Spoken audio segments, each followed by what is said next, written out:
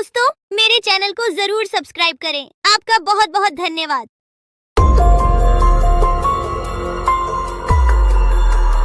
बहुत साल पहले की बात है। लक्ष्मीपुर के जंगल में एक पुरानी झील थी। वहाँ दिन में तो कोई घटना नहीं होती, पर थोड़ा सा भी अंधेरा छाते ही वह झील एक खूनी झील बन जाती। उस दौरान जो भी जानवर उस झील पर पानी पीने आ जाता, वह जिंदा वापस नहीं आता। कहाँ जाता, आज तक किसी को उसका पता नहीं चला था। यही वजह थी कि जंगल के सारे जानवरों ने, यहाँ तक कि जंगल की राजा शेर ने भी उस झील को खूनी झील घोषित कर दिया था। अब पूरे जंगल में कोई भी शाम को उस झील की तरफ जाने की हिम्मत नहीं करता था।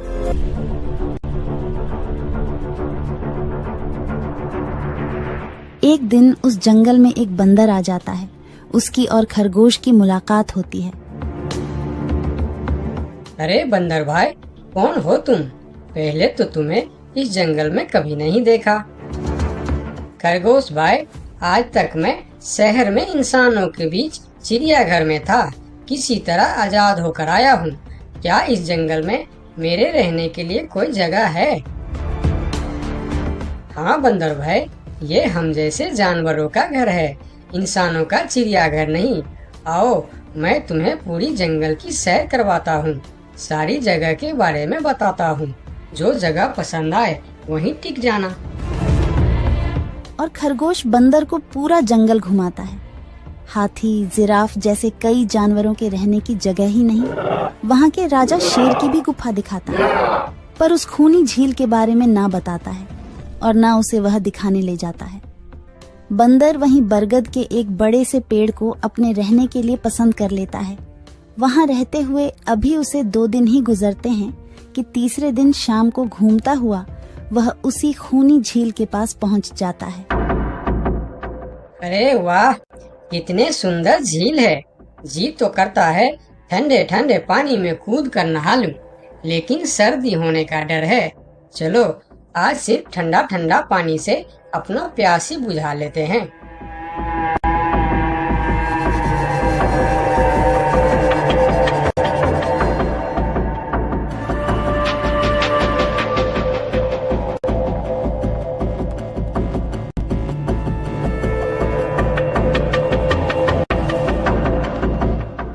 अरे बंदर भाई, तुम इतने डरे हुए क्यों हो?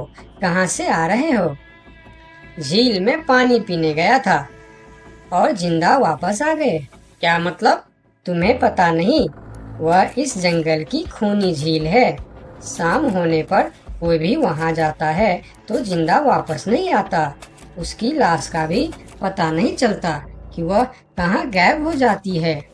इसीलिए शाम होते ही कोई भी उस खूनी झील की तरफ नहीं जाता। ये हमारे राजा का आदेश भी है। कमाल है, मुझे तो पता ही नहीं। कैसे पता नहीं? तुम्हें वह खरगोश भाई ने बताया नहीं? लो, खरगोश भाई भी आ गया। अरे खरगोश भाई, आपकी वजह से आज बंदर भाई की जान जाते जाते बची। मेरी वजह से? हाँ, तुमने बंदर भाई को पूरा जंगल घुमाया, हर जगह के बारे में बताया। इस खूनी झील के बारे में क्यों नहीं बताया? भूल गया भाई, मैंने तो सोचा ये तो पेड़ पे रहते हैं, इन्हें झील से क्या काम। अभी अभी इन्हें खूनी झील की खूनी ने पकड़ने की कोशिश की, ये तो बाल बाल बच गए, वरना खूनी झील की खूनी, क्या तुमने उसे देखा? क्यों, क्या तुम लोगों ने आज तक नहीं देखा? नहीं, हम में से कोई कभी भी शाम को उस तरफ जाते ही नहीं और दिन में कोई घटना नहीं होती। और यह बात वह जाकर शेर के दरबार में सभी को बताता है। उसकी बात सुनकर किसी को भी यकीन नहीं आता है। क्या बात कर रहे हो बंदर? मैं सच कह रहा हूँ महाराज, लेकिन हम लोगों तो कभी आज तक देखा ही नहीं, क्योंकि आप लोग उसे खूनी झील समझकर दिन में ही वहाँ जाते हो और शाम होते ही आप लोग डर के मारे वहाँ जाना बंद कर देते हो। पूरे दिन वह मगरमच्छ झील में छुपा रहता है, शाम होते ही चुपचाप निकलता है और झील के पास पानी पीने आए जानवरों को खा जाता है। और आप लोग समझते हैं कि यह झील ही खूनी है, जबकि खूनी यह झील नहीं, इसमें छिपा हुआ मगरमच्छ है। हमें तो यकीन नहीं हो रहा है। वही तो बंदर भाई, हमें अगर पहले पता होता कि आप इतने बड़े झूठे हो तो हम अपने जंगल में आपको रहने की कभी जगह नहीं देते। अरे यार, आप लोग मेरे बात पर यकीन क्यों नहीं करते? मैं आप लोगों का भलाई के लिए ही बोल रहा हूँ। अगर तुम्हारी बात सच्ची है तो क्या तुम उस मगरमच्छ को हमें दिखा सकते हो? क्यों नहीं महाराज, आज शाम होते ही आप लोग वहाँ जाकर पेड़ और पत्थरों के बीच छुप जाना। और फिर शाम को वह सभी उस खूनी झील के पास जाकर छिप जाते हैं। झील के किनारे जाकर बंदर 2-3 बड़े बड़े पत्थर उस झील के पानी में फेंकता है। पत्थर के गिरने की छपाक छपाक की आवाज सुनकर मगरमच्छ पानी के अंदर चलता हुआ शिकार करने वहां आता है। मगर वहां पेड़ के पीछे छिपे दिखाई देते हाथी को देखकर वह सावधान हो जाता है और सोचता है, अच्छा, तो यह लोग मुझे छुपकर देखने आए हैं। अब मैं क्या करूं? हाँ, ये लोग तो बेवकूफ है। इन्हें फिर से बेवकूफ बनाते हैं। मैं फिर से पत्थर बन जाता हूँ। देखा, हमने कहा था ना, झील में एक बड़ा सा पत्थर है। हाँ देखो, यही पत्थर तो हमें हमेशा रात में दिखाई देता है। हाँ वही तो, ये पत्थर सिर्फ रात को क्यों दिखता है, दिन में क्यों नहीं दिखता, कभी सोचा है? हाँ, रात को चंद्रमा की वजह से पानी में ज्वार आता है तो वह पत्थर ऊपर हो जाता है। दिन में ज्वार नहीं आता तो पत्थर पानी में डूबा रहता है। उनकी बेवकूफी भरी बातें सुनकर बंदर परेशान हो जाता है। अरे यार, तुम लोग भी ना समझते ही नहीं। ठीक है, चलो एक काम करते हैं। तुम लोगों को लगता है ना कि वह बड़ा पत्थर, कि वह बड़ा ही मजबूत पत्थर है। अगर यह खुद ही बता दे कि यह एक मजबूत पत्थर है तो मैं भी मान जाऊंगा और अभी गुलाटी मारते हुए झील में छलांग लगा दूंगा और तैरता हुआ इस तरफ से उस तरफ चला जाऊंगा। यह सुनकर मगरमच्छ के मुंह में पानी आ जाता है। लगता है आज बंदर का नरम नरम मांस खाने का मौका मिलेगा। वैसे भी ये सारे जानवर बेवकूफ है। आज तक मुझे पत्थर ही समझते आए हैं। मैं पत्थर हूँ, मैं मजबूत पत्थर हूँ। सुना आप लोगों ने, ये कैसे आप लोगों को बेवकूफ समझता है? अरे पत्थर भी कभी बोलते हैं क्या? अब सभी की समझ में बंदर की बात आ जाती है। रात भर सभी शेर राजा की गुफा में मीटिंग करते हैं। बंदर सही कह रहा था। यह मगरमच्छ जरूर कहीं दूसरे जगह से हमारे जंगल में आ गया है। लेकिन अब क्या करे? अगर धरती पर होता तो मैं उसे धूल चटा देता था, लेकिन पानी में हमारा शक्ति कम हो जाती है। तो क्या इससे हमें कभी छुटकारा नहीं मिलेगा महाराज? मेरे ख्याल से तो नहीं। मिलेगा महाराज, ये पानी में भी रहेगा, हमें देखेगा भी, मगर वह कुछ कर नहीं पाएगा। ये कैसे हो सकता है? हो सकता है हाथी भाई, बस आप लोग मुझे 2 बड़े बड़े रस्सी दे दो। रस्सी का क्या करोगे? मैं शहर के चिड़ियाखाना में था तो एक एक तरीका सीखा है जानवरों पर कब्जा करने की। हम इस पर कब्जा कर लेंगे। और बंदर को 2 बड़ी बड़ी रस्सी लाकर दी जाती है। फिर बंदर उन सभी के साथ रस्सी लेकर उस खूनी झील पर पहुंचता है।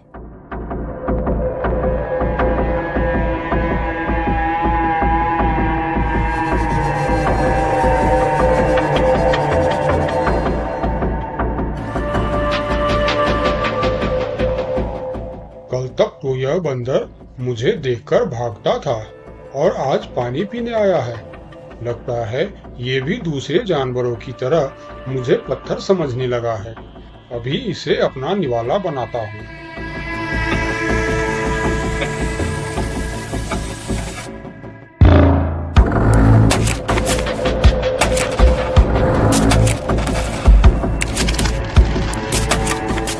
अरे ये तो भाग भी नहीं पा रहा है। अब यह जितना ज्यादा फरफराएगा उतना यह फंदा कसता जाएगा और चुपचाप रहेगा तो फंदा ढीला रहेगा।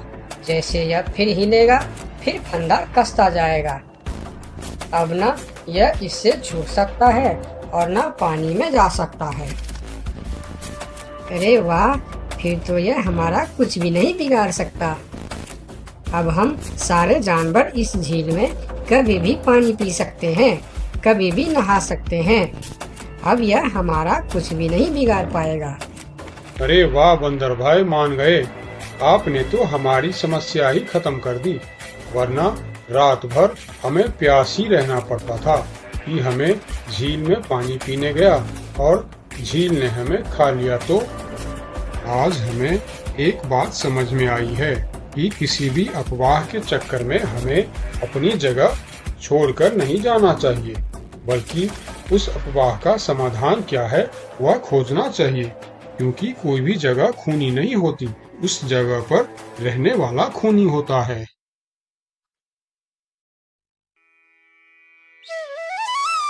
बहुत साल पहले की बात है। लक्ष्मी नगर में एक बहुत बड़ा जंगल हुआ करता था। उस जंगल में शेर खान नाम का एक शेर रहता था। वह जंगल का राजा था। उसके शासनकाल में जंगल के सभी जानवर सुखी और शांति से रहते थे। यदि जंगल में कोई भी जानवर गलत काम करता तो शेर खान उसे दंड देते थे। वह कमजोर जानवरों की रक्षा भी करते थे। एक दिन शेर खान अपने गुफा के सामने बैठे थे। तभी उसका दोस्त भालू उसके पास आया। फिर दोनों दोस्त मिलकर जंगल और जंगल के जानवरों के बारे में आलोचना करने लगे। मैं इस जंगल का सबसे शक्तिशाली जानवर हूँ। मेरे सामने जंगल का कोई भी जानवर टिक नहीं सकता। क्या कहते हो भालू भाई? ये तो तुमने बिल्कुल ठीक कहा, लेकिन हाथी के सामने तुम बिल्कुल चूहे जैसे दिखते हो। क्या ठीक कहा ना मैंने शेर खान? भालू की बात सुनकर शेर खान बहुत क्रोधित हो गए। भालू, तुम्हारी हिम्मत कैसे हुई मेरे बारे में इस तरह की बातें करने की? तुम्हें पता है तुम किसके सामने बात कर रहे हो? मैं इस जंगल का राजा हूँ। तुम मेरे दोस्त हो, इसीलिए तुम्हारे साथ मैं थोड़ा मजाक कर रहा था। तुम मेरे बात का बुरा मत मानना शेर खान। शेर खान नहीं, महाराज कहो महाराज। मैं इस जंगल का राजा हूँ, इसीलिए बाकी जानवरों की तरह तुम भी मुझे आज से महाराज कह के ही बुलाओगे। लेकिन शेर खान, हम दोनों दोस्त हैं, फिर भी तुम ऐसे क्यों बातें कर रहे हो? दोस्त है नहीं, दोस्त थे। आज से हमारी दोस्ती खत्म। आज के बाद मैं तुमसे कभी बात नहीं करूंगा। दोस्त कहकर मेरे सामने कभी मत आना। चले जाओ यहाँ से। अपने दोस्त का इस व्यवहार से भालू बहुत दुखी हुआ और वह वहां से चला गया। उसी जंगल में गोलू नाम का एक बंदर भी रहता था। वह दूसरों की चीज चुराकर भाग जाता था। एक दिन गोलू की चोरी करते समय शेर खान के एक सिपाही के द्वारा पकड़ा जाता है और उसे शेर खान के सामने विचार के लिए लाया जाता है। गोलू को देखकर शेर खान कहते हैं, गोलू, तुम्हारी चोरी की किस्से जंगल के दूर दूर तक मशहूर है। तुम जानवरों के घर में ही नहीं बल्कि मेरे दरबार में भी बहुत चीज चोरी की है। इसीलिए मैं तुम्हें पहाड़ से गिराकर मारने की सजा घोषित करता हूँ। आज से ठीक 2 महीना बाद तुम्हें पहाड़ से गिराकर मार दिया जाएगा। अपनी मौत की सजा सुनकर गोलू बहुत रोने लगा और बोला, महाराज, मैं अब कभी चोरी नहीं करूंगा। मुझे माफ कर दीजिए महाराज। मेरे घर में छोटे छोटे बच्चे हैं, मुझे छोड़ दीजिए महाराज। लेकिन शेर खान ने उसकी फरियाद नहीं सुना। तब एक सैनिक उसे ले जाकर जेल में बंद कर देता है। उधर गोलू का दोस्त भोलू को जब इस बात का पता चलता है तब वह गोलू से मिलने के लिए कैद खाने में पहुंच जाता है और उससे कहता है, देखा गोलू, तुम पकड़े गए ना। मैं तुम्हें कितनी बार कहा था कि चोरी करना छोड़ दो। अब क्या होगा बताओ, कैसे निकलोगे यहाँ से? ये सब छोड़ो भोलू भाई, जो होना था वो हो गया। मुझे तो बस अपने परिवार की चिंता हो रही है। काश मैं मरने से पहले उनके लिए कुछ कर पाता। मेरे छोटे छोटे बच्चे हैं, बीवी है, अब उन सब का क्या होगा? मेरे बिना वह भी जीवित नहीं रह सकते। गोलू की बातें सुनकर भोलू सोच में पड़ गया। फिर वह शेर खान के पास गया और बोला, महाराज, मैं गोलू का दोस्त भोलू हूँ। मैं आपसे कुछ कहने आया हूँ। तो तुम गोलू का दोस्त भोलू हो। ठीक है, बताओ क्या कहना चाहते हो तुम। महाराज, मैं चाहता हूँ कि आप गोलू को कुछ दिन के लिए उसके परिवार के पास जाने दें, ताकि वह मरने से पहले अपने परिवार के लिए कुछ इंतजाम कर सके। मरने वाले का आखिरी इच्छा पूरा कीजिए महाराज। आप एक बार उसके परिवार के बारे में भी सोचिए। गोलू ने जो किया उसमें उसकी परिवार की क्या गलती है? अगर आप उसे कुछ दिन के लिए अपने परिवार के पास रहने दोगे तो शायद उसका परिवार बच जाएगा। मैं इस बारे में तुम्हारी कोई मदद नहीं कर सकता। अगर अपने परिवार से मिलने के बहाने गोलू भाग गया तो मैं किसको सजा दूंगा? शेर खान की बात सुनकर भोलू थोड़ा सोच में पड़ गया। फिर बोला, तो ठीक है महाराज, आप गोलू को छोड़ दीजिए। जब तक गोलू वापस नहीं आ जाता मैं उसकी जगह कैद खाने में रहूंगा। और अगर वह कभी वापस नहीं आया तो क्या तुम उसके हिस्से की मौत की सजा भी लोगे? थोड़ा सोचकर बताओ। हाँ महाराज, मैं इसके लिए भी तैयार हूँ। भोलू की बात मानकर शेर खान ने गोलू को कैद से निकालकर भोलू को कैद खाने में डलवा दिया। तब बाहर निकलकर गोलू ने भोलू को बोला, दोस्त तुम चिंता मत करना, मैं समय से पहले ही वापस आ जाऊंगा। ऐसा कहकर गोलू वहां से चला गया और भोलू गोलू की जगह कैद खाने में रहने लगा। इस तरह बहुत दिन बीत गया, लेकिन गोलू वापस नहीं आया। तब एक दिन शेर खान भोलू के पास आया। देखा बंदर, मैंने कहा था ना गोलू वापस नहीं आएगा। अगर कल सुबह तक गोलू वापस नहीं आया तो शर्त के अनुसार कल शाम के समय तुम्हें पहाड़ से गिरा दिया जाएगा।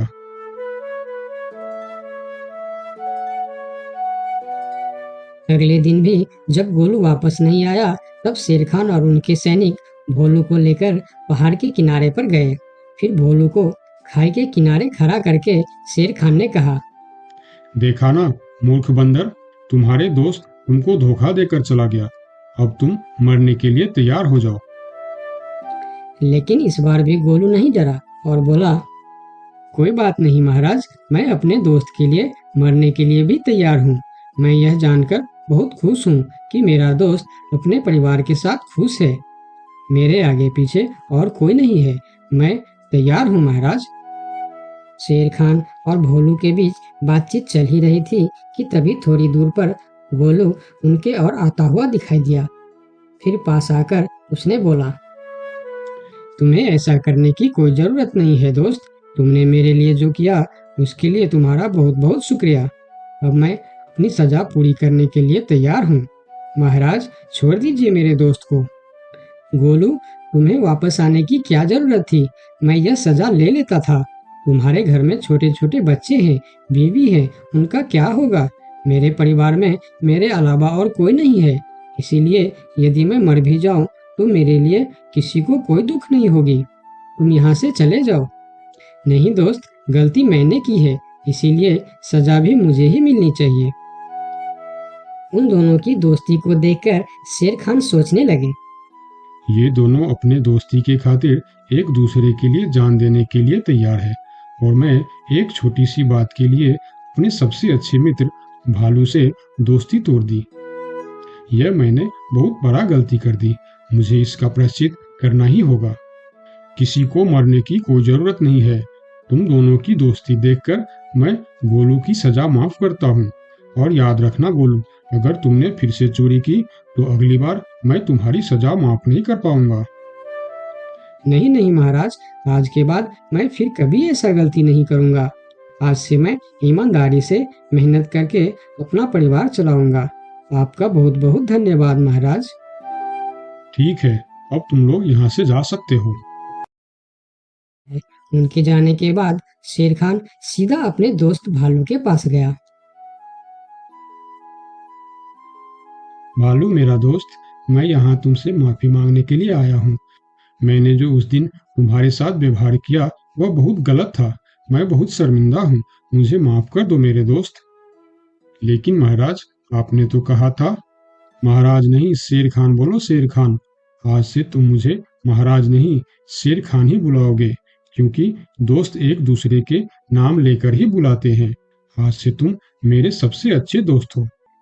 गोलू और भोलू की दोस्ती देखकर शेर खान को अपनी गलती का एहसास हुआ और उसने भालू से माफी मांगी और दोनों फिर से दोस्त बन गए।